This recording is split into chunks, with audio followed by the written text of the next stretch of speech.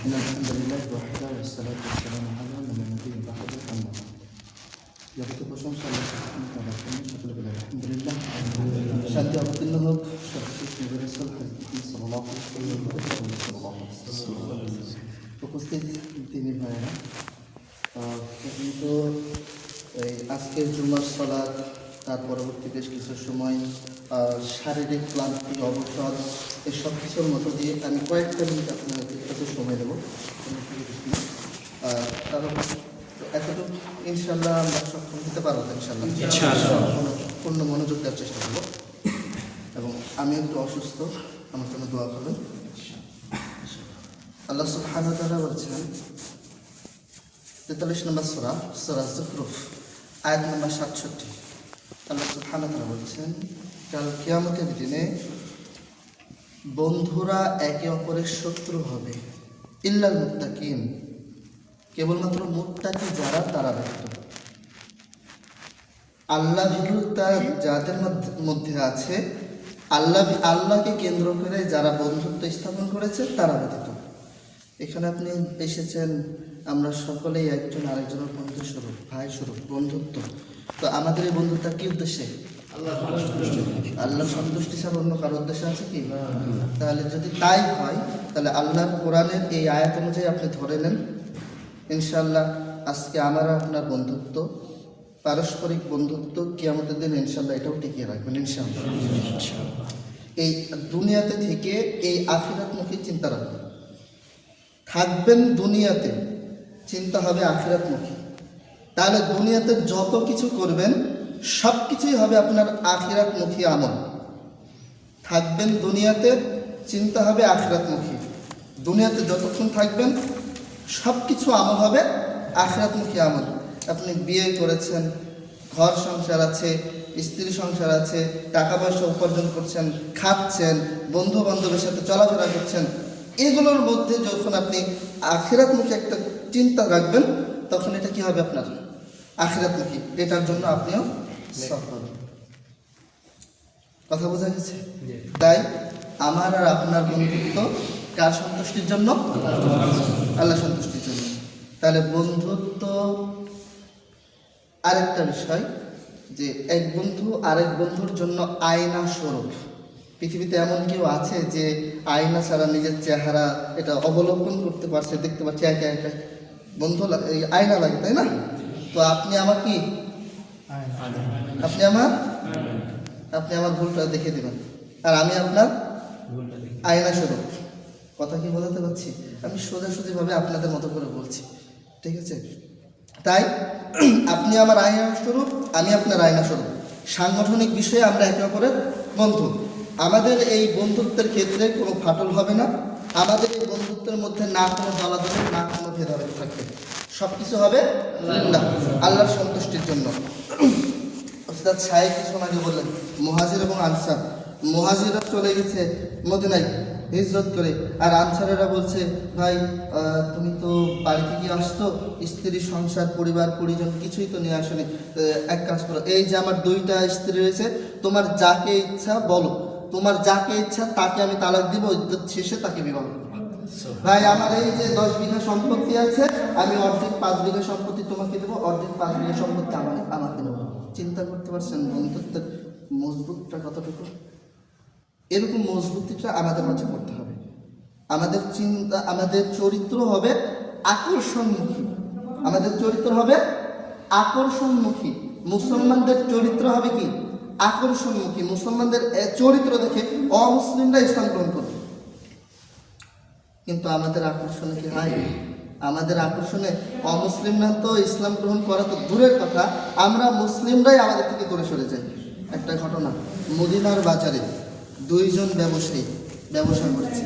উস্তাদ কি সেই মদিনাতে গিয়েছেন?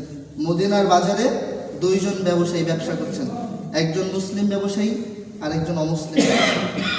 এখন এক পাশে মুসলিম আর এক পাশে অমুসলিম, একটু খেয়াল করেন। এখন একজন অমুসলিম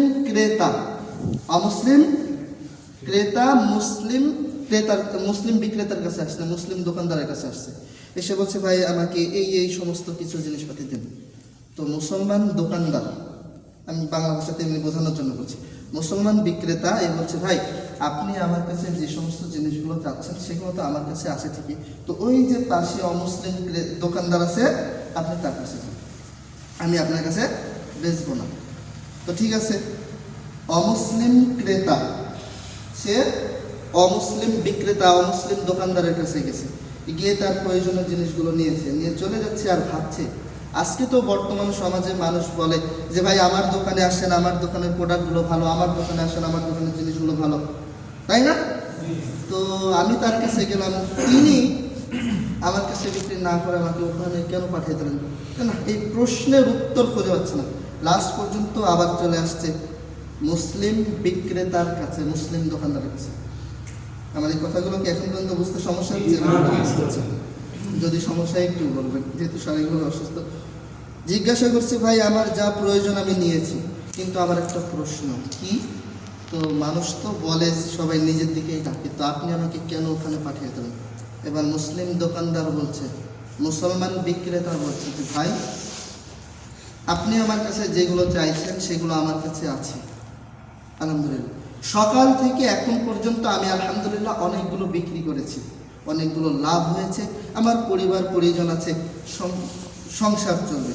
কিন্তু আমি সকাল থেকে তাকিয়ে দেখছি ওই যে অমুসলিম ভাই তখন থেকে দোকান খুলে বসে আছে, সকাল থেকে এখন পর্যন্ত তার একটা রুজি রোজগারও হয়নি।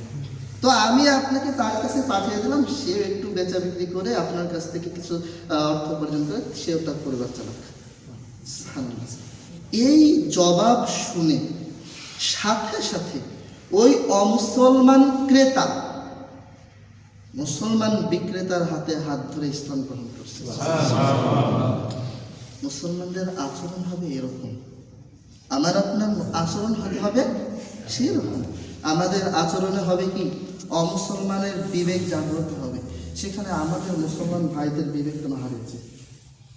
সর্বপ্রথম ইসলামের মধ্যে থাকতে হলে আপনাকে এইরকম আচরণের অধিকার হতে হবে। আল্লাহ আমাদের সকলকে কবুল করে নিক, আল্লাহুম্মা আমিন। নচেত একটা হাদিস আছে, রাসূল সাল্লাল্লাহু আলাইহি ওয়াসাল্লাম বলেছেন, এরকম বেশ কয়েকটা হাদিস আছে যে কিয়ামতের দিনে মিজানের পাল্লাতে সবচেয়ে ভারী হবে একটা জিনিস। কোন বর্ণনায় একটা আসছে লা ইলাহা ইল্লাল্লাহ, এটা অনেক বেশি ভারী হবে, সুবহানাল্লাহি ওয়া বিহামদিহি বা সুবহানাল্লাহি আযীম, এগুলো একটা ভারী হবে। একটা বর্ণনায় আসছে বা এরকম আসছে যে কিয়ামতের দিনে মিজানের পাল্লাতে সবচেয়ে ভারী যেটা হবে সেটা হচ্ছে মানুষের সদাচরণ, উত্তম চরিত্র, উত্তম আচরণ, সদাচরণ। আমাদেরকে সর্বপ্রথম ওইটা গ্রহণ করতে হবে। নচেত এই মাটির উপরে থেকে একজন জীবিত মানুষ হয়ে আপনি মৃত হয়ে যাবেন মানুষের মাঝে, বুঝতে পারছেন? এই মাটির উপরে জীবিত থেকে মানুষের মাঝে মৃত হয়ে যাবে, মানুষের স্মরণেই রাখবে। আল্লাহ সুবহানাহু ওয়া তাআলা আমাদেরকে ওই সমস্ত মানুষদের মধ্যে অন্তর্ভুক্ত করুক যে সমস্ত মানুষদের জন্য আল্লাহ সুবহানাহু ওয়া তাআলা তার জান্নাতকে প্রস্তুত করে রেখেছেন। আল্লাহুম্মা আমিন। সম্মানিত উপস্থিতি, এই কারণে বন্ধুত্বের বিষয়টা বললাম। আল্লাহ সুবহানাহু ওয়া তাআলা আরও বলছেন 25 নম্বর সূরা ফুরকানের 28 নম্বর আয়াত, আল্লাহ সুবহানাহু ওয়া তাআলা বলছেন যে কিয়ামতের দিনে এই সমস্ত কাফেররা আফসোস করবে আর বলবে যে হায় আফসোস, আমি যদি অমুককে বন্ধুরূপে গ্রহণ না করতাম, ওই ব্যক্তিকে বন্ধুরূপে গ্রহণ না করতাম। অর্থ শুনে এখন আপনি বোঝেন যে অমুককে বন্ধুরূপে গ্রহণ না করতাম বলতে কাকে বোঝাচ্ছে। আশা করছি এই আয়াতের এত বিস্তারিত আলোচনা করতে না, জাস্ট স্মরণ রিমেম্বার করে দেন যে এত আলোচনা এটা করে দিল, আপনি নিজেই বুঝতে পারছেন যে সেই কোন ব্যক্তি যার জন্য কিয়ামতের দিনে কাফেররা আফসোস করতে থাকবে। আর এই ঘটনা ভবিষ্যতে ঘটবে, আল্লাহ সুবহানাহু ওয়া তাআলা প্রেজেন্টে এখন বলে দিয়েছে, বুঝতে পারলেন? আল্লাহ সুবহানাহু ওয়া তাআলা বলেই দিয়েছেন কিয়ামতের দিনে এটা ঘটবে। তাই অবশ্যই এই বিষয়টা একটু খেয়াল রাখতে হবে। আল্লাহ সুবহানাহু ওয়া তাআলা আমাদেরকে কবুল করুন, আল্লাহুম্মা আমিন। দ্বিতীয় একটা বিষয়, আল্লাহ সুবহানাহু ওয়া তাআলা পবিত্র কোরআনে বলেছেন, নিশ্চয়ই আপনি মহান চরিত্রের অধিকারী। সূরা আহজাবের মধ্যে আল্লাহ 21 নম্বর আয়াতে আল্লাহ সুবহানাহু ওয়া তাআলা বলেছেন, লাকাদ কানা লাকুম ফি রাসূলিল্লাহ উসওয়াতুন হাসানাহ, নিশ্চয়ই তোমাদের জন্য মুহাম্মদ সাল্লাল্লাহু আলাইহি ওয়াসাল্লামের জীবনেতে রয়েছে উত্তম আদর্শ, উত্তম শিষ্টাচার। এমনকি যারা তাফসীর কারকগণ, ইসলামী বিশেষজ্ঞ, তারা এই কথাও বলে থাকেন যে মুহাম্মদ সাল্লাল্লাহু আলাইহি ওয়াসাল্লামের জীবনটাই হচ্ছে ইসলাম। কেউ যদি বলে যে ইসলাম কি, তাহলে যারা ইতিহাসিক বিশেষজ্ঞ তারা বলছেন যে ইসলাম কি, এই প্রশ্নের উত্তরটা হচ্ছে মুহাম্মদ সাল্লাল্লাহু আলাইহি ওয়াসাল্লামের জীবন। তাই আমরা সেই নবীর উম্মত, মুহাম্মদ সাল্লাল্লাহু আলাইহি ওয়াসাল্লামের উম্মত। ওই নবীর সিরাত, ওই নবীর জীবনী, এটা যদি আমরা নিজেদের জীবনে বাস্তবায়ন করতে নাই পারি, তাহলে আমার আপনার সেই নবীর উম্মত বলে পরিচয় দেওয়া, এটা তো কোনো মানেই হয় না, এটা গৃহতেও হবে না। তাই আমাদের প্রত্যেকের উচিত যে আমরা মুহাম্মদ সাল্লাল্লাহু আলাইহি ওয়াসাল্লামের জীবনী, সিরাত অনুসরণ করব। এই জীবনে কয়টা সিরাত পড়লাম, কয়টা সিরাত অনুসরণ করলাম। দেখেন, আমরা সিরাত পড়ছি, আমাদের কাছে তখন মুহাম্মদ সাল্লাল্লাহু আলাইহি ওয়াসাল্লাম নেই, কিন্তু সাহাবাগণ তারা কি করেছেন? নবী সাল্লাল্লাহু আলাইহি ওয়াসাল্লামের জীবনী দ্বারা প্রতিফলিত হয়েছে। কিভাবে? একটু ঘটনা বলি।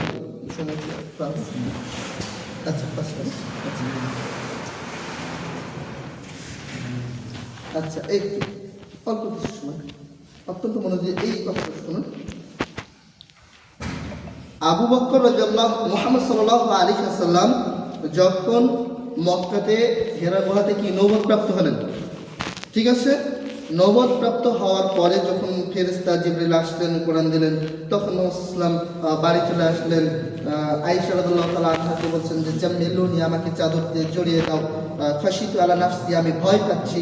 তো এরকম ঘটনার পরে, আমি খুব সংক্ষেপে বলছি, তো এরকম ঘটনার পরে তখন খাদিজা রাদিয়াল্লাহু তাআলা আনহা, আয়েশা বলতে ভুল করেছে, খাদিজা রাদিয়াল্লাহু তাআলা আনহাকে বলছেন জাম্মিলুনি, আমাকে কম্বল দিয়ে জড়িয়ে দাও। তো ঘটনা কি? খাদিজা রাদিয়াল্লাহু তাআলা আনহা জিজ্ঞাসা করছেন যে কি হয়েছে, আপনি এমন করছেন কেন? তো মুহাম্মদ সাল্লাল্লাহু আলাইহি ওয়াসাল্লাম ওই হেরা গুহাতে যা যা ঘটেছে সবকিছু বর্ণনা করছেন। কি ঘটেছে এখন এগুলো আর বলছি না, জানি না, তাই না? তো আমি যেটা মূল বিষয় দিতে যাচ্ছি, তো খাদিজা রাদিয়াল্লাহু তাআলা আনহা মুহাম্মদ সাল্লাল্লাহু আলাইহি ওয়াসাল্লামের এই কথা শুনে তখন তাকে আশ্বস্ত করছেন। কি বলে বলছেন? ওয়াল্লাহি, আল্লাহর কসম, কখনো আপনার কোনো ভয় হবে না, কখনো আপনার জীবন শঙ্কিত হবে না। কেন কেন এবার উত্তর দিচ্ছেন খাদিজা রাদিয়াল্লাহু তাআলা। এবার তিনি বলছেন যে আপনি আত্মীয়তার সম্পর্ক রক্ষা করেন। একটু মনে রাখার চেষ্টা করেন। আপনি আত্মীয়তার সম্পর্ক রক্ষা করছেন। 2, আপনি মেহমানদের সাহায্য করেন, মেহমানদেরকে আপন করেন, মেহমানদের সেবা করেন। 3, যারা বিপদগ্রস্ত আপনি তাদের সাহায্য করেন। 4, যাদের বোঝা রয়েছে আপনি তাদের বোঝা বহন করার চেষ্টা করেন। এই 4টা ঘটনা এবার বলছে। ঘটনা তো এতটুকু শেষ, আমরা তো আর জানি। ঠিক একই রকম ঘটনা এইবার অনেকদিন পরে আবু বকর রাদিয়াল্লাহু তাআলা আনহু, আমরা সকলে জানি আবু বকর রাদিয়াল্লাহু তাআলা আনহু এবং মুহাম্মদ সাল্লাল্লাহু আলাইহি ওয়াসাল্লাম খুবই ক্লোজ ফ্রেন্ড ছিলেন। মাত্র 3 বছরের ব্যবধান ছিল তাদের বয়সে, খুবই ক্লোজ ফ্রেন্ড, বন্ধু। আমি আবার পুরো পূর্বের আলোচনা থেকে যাচ্ছি, বন্ধু। তো বন্ধুর দ্বারা প্রতিফলিত হয়েছেন। তা আবু বকর রাদিয়াল্লাহু তাআলা আনহু তখনকার সময়ে একজন প্রভাবশালী ব্যক্তি ছিলেন, একজন সকলে তার কথাবার্তা শুনত ইত্যাদি। তো আবু বকর রাদিয়াল্লাহু তাআলা আনহু একজন মক্কা ছেড়ে চলে যাচ্ছে, যে এই মক্কাতে আর থাকবো না, আমি ইসলাম গ্রহণ করেছি, তাই মক্কার লোকেরা আমার পর এত অন্যায় অত্যাচার করছে, এত কথা বলছে, অপবাদ দিচ্ছে, চলে যাচ্ছে। যাবার সময় মক্কার একেবারে সীমান্তের দিকে একজন কাফেরের সাথে দেখা হয়েছে, যার নাম হচ্ছে ইবনু দাগিন্না। কি নাম? ইবনু দাগিন্না, কাফের।